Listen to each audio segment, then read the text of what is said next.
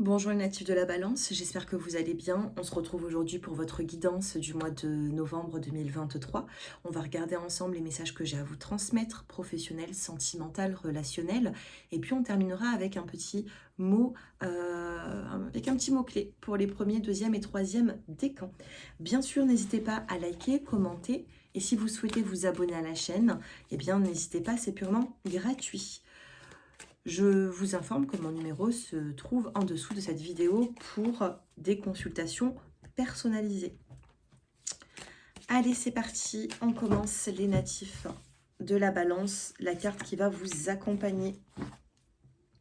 On a la créativité, soyez créatifs durant le mois de novembre et vous avez la décision. Besoin de prendre une décision assez rapidement puisqu'on est en début de tirage. On a cette décision qui est là et on a la proximité. Ok, donc soyez créatifs par rapport aux décisions que vous allez prendre. Et regardez, ça se suit. Hein. On a... Et oui, on vous dit, ma vie baigne dans un flux d'énergie créatrice. Je crée un environnement innovant. Vous allez être créatif, ou du moins vous allez avoir besoin d'être créatif pour prendre une décision. Et on a l'énergie spirituelle. J'ouvre les portes secrètes des salles des chroniques de l'Akasha, moi-même ainsi que tous ceux qui ont, tous ceux qui sont à leur recherche, pouvons désormais les traverser. Alors ici, il y a peut-être des étapes à franchir. D'accord. Il y a peut-être des étapes à franchir. On vous dit qu'il y aura une énergie spirituelle, que mentalement, vous allez devoir acquérir cette force pour justement être créatif et prendre cette décision. D'accord? On a une carte de couleur bleue, on en a deux ici, bleu qui parle de communication, travailler la communication, et ici on a ce lien spirituel qui se réfère au chakra coronal, la couleur violette. Donc, vous êtes partagé ce mois-ci entre la communication et l'énergie spirituelle. Allez, on va essayer d'en savoir un petit peu plus. On va prendre des petites précisions. Comment vous allez vous sentir sur ce mois de novembre sur l'aspect professionnel. On a des prises de conscience sur l'aspect professionnel. Vous avez la carte de la patience et vous avez la carte de la totalité. Au niveau professionnel, on vous demande de la patience. Sur le mois de novembre, il peut y avoir ici le fait de patienter, de prendre conscience des choses. Peut-être que vous avez besoin ici de laisser du temps avant de prendre certaines décisions. Si vous avez un contrat de travail, il ne se termine pas, il continue. On a cette patience qui est là avec la carte 5 de la totalité. Donc on vous demande de faire confiance en l'avenir. Si vous ne travaillez pas à l'heure actuelle, et bien sûr ce mois de novembre, il y aura une forme de patience. Vous avez conscience ici que rien ne se fait rapidement, donc il faudra prendre le temps. Allez, votre énergie au niveau de votre bien-être, qu'est-ce que vous ressentez à l'intérieur de vous sur le mois de novembre, les balances. Regardez, on a la créativité et la créativité. Vous en avez deux. Donc vous allez devoir être dans la compréhension et être créatif avec ces jolies couleurs, être créatif sur ce mois de novembre. Ok? Quels sont les messages que j'ai à vous transmettre d'autres? Allez, on en prend deux avec le dos des cartes. Alors, qu'est-ce qu'on a? On a la source et la solitude. Alors, on peut se sentir, voilà, hein, c'est un petit peu avec cette carte ici qui est là, qui n'est pas trop joyeuse. Si vous ne rentrez pas dans la créativité, si vous n'êtes pas créatif, on peut avoir un sentiment ici de solitude à l'intérieur de vous, d'accord? Source solitude. Attention, il faudra sortir de cette solitude ou peut-être que vous allez entamer ce mois avec une forme de solitude. Même si vous êtes entouré, il se peut ici que... ouais, ok. Il se peut que vous vous sentez quand même seul.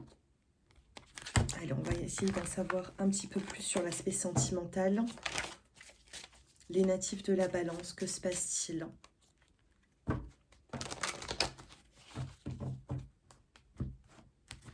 Allez, sur l'aspect sentimental. On a la carte du bonheur. Ah ben regardez, on a la carte du bonheur et la carte du couple. c'est dans votre relation de couple que vous allez pouvoir retrouver justement ce bonheur. Allez, d'autres petits messages pour d'autres personnes qui ne sont pas forcément en couple. Là, les couples ici, si vous êtes déjà engagé dans une relation, c'est là que vous allez vous ressourcer. C'est dans cette relation, c'est avec cette personne que vous allez pouvoir vous ressourcer. Allez, d'autres messages pour d'autres personnes.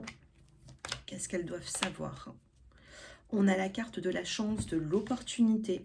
Vous avez la fragilité, vous avez les projets. Il y a des projets ici qui sont difficiles, qui sont fragiles au niveau du financier.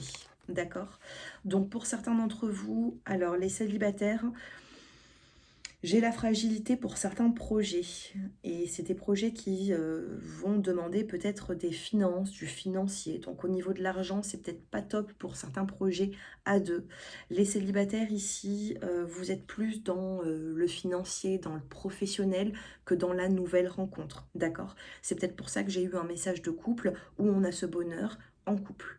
Mais les couples, vous pouvez très bien traverser aussi une forme de fragilité par rapport à l'argent dans vos projets. Vous avez des projets qui avaient envie qui ont envie de grandir, mais c'est peut-être assez difficile à ce niveau. D'accord? Je termine avec une petite coupe avant d'avoir d'autres messages pour vous. On a la carte de l'engagement. Donc avec la carte de l'engagement ici, il faut vous sentir prêt à vous engager. Et on a la carte de la promesse. Est-ce que vous êtes prêt à vous engager, à faire des promesses que vous allez tenir? Ça, il va falloir revoir tout ça, les balances. Mais on a cette opportunité d'engagement. Au sein du couple, ici, moi, j'ai pas forcément de grandes complications, si ce n'est le financier par rapport au projet. Donc, il y a des projets peut-être qui peuvent être retardés ou alors vous allez devoir en discuter. Et on a, regardé cette carte d'attirance, cette prise de conscience avec la carte de la concrétisation. Projet, concrétisation, ici, vous n'avez peut-être pas mis la dernière pièce du puzzle. Il va falloir peut-être passer justement à l'action, et d'où la carte des créativités qu'on a reçues plusieurs fois dans ce tirage. Sentimentalement, qu'est-ce que vous devez savoir? Eh bien, on en a deux. Et on va regarder le dos del deck. On parle encore de couple ici. On a la carte de l'équilibre. Équilibre par rapport à un homme et une femme. Qu'est-ce que vous avez? On vous demande de réparer. De réparer, c'est les cartes qui sont tombées. Je ne les ai pas choisies. On vous demande de réparer ce qui a été brisé. Et on a la carte M. Ok. Donc ici... attention, trouver un équilibre dans un déséquilibre. Il peut y avoir une relation ici qui a été déséquilibrée par rapport à certaines situations. Le chakra sacré, ça ne m'étonne pas, ça a été peut-être par rapport à certaines racines du passé. Le chakra sacré ici, c'est tout ce qui est enraciné et vous avez besoin tout simplement, le chakra racine, c'est tout ce qui est au niveau des jambes, des pieds, c'est les racines, vous voyez. Donc il y a pu avoir des problèmes à ce niveau-là par rapport à un passé qui a été peut-être compliqué et on vous dit qu'il y aura une occasion à saisir. Voilà, et qu'il faudra changer les choses. Succès et croissance, si vous y croyez, il y aura une forme de croissance dans votre vie sentimentale. Et dans la coupe, on a simplement l'amour. Bon, ben écoutez, c'est pas négatif, prenez comme ça vous parle. Et on va passer aux petits mots. Allez, je les mélange bien. Alors, j'ai un petit mot pour tout le monde, pour tous les natifs de la balance.